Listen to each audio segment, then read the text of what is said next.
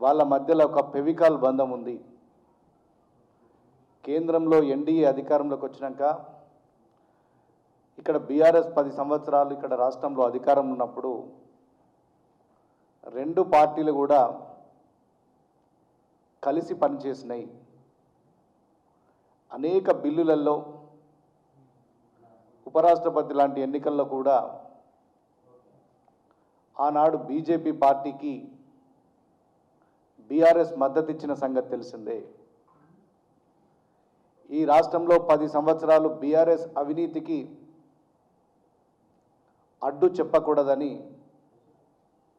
BRS BJP తోటి అంటగాగిన మాట నిన్న మనకు తేట తెల్లమైంది. స్వయంగా BRS party working president KTR గారు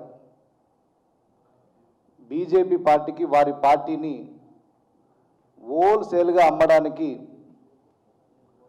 ఇలా బీజేపీ పార్టీకి బీఆర్ఎస్ను తాకట్టు పెట్టడానికి సిద్ధమైన వార్త నిన్న సాక్షాత్తు బీజేపీ ఎంపీ సీఎం రమేష్ గారు బట్టబయలు చేసిండ్రు.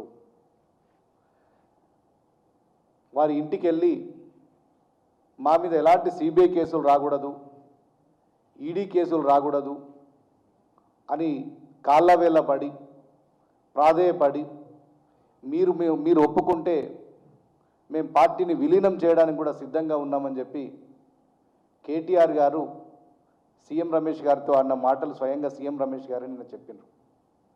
ఇవాళ పొద్దున బండి సంజయ్ గారు కూడా కరీంనగర్లో చెప్పిండ్రు.